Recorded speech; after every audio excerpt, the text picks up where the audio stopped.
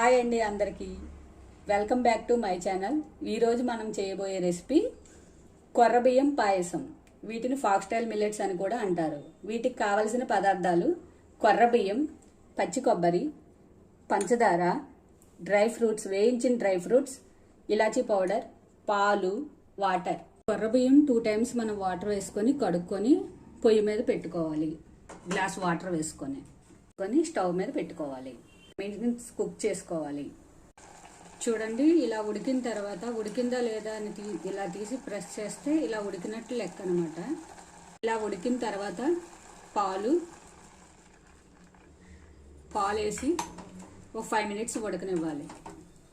చూడండి, ఇలా ఉడికిన తర్వాత కొబ్బరి వేయాలి. మనం కొబ్బరి వేసి 2 minutes ఉడకబెట్టుకోవాలి. కొబ్బరి వేసి ఉడికిన తర్వాత షుగర్ వేసుకోవాలి. మనం షుగర్ వేసి 2 minutes ఉడకనివ్వాలి. ఇలా ఉడికిన తర్వాత ఇలాచీ పౌడర్ వేసుకోవాలి. ఇప్పుడు డ్రై ఫ్రూట్స్ వేసుకోవాలి. నోరూరించే కమ్మటి కొర్రబియ్యం పాయసం రెడీ అయ్యింది. మనకి సర్వ్ చేసుకొని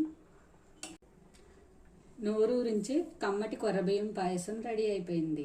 thanks for watching. Like, share, subscribe చేయండి.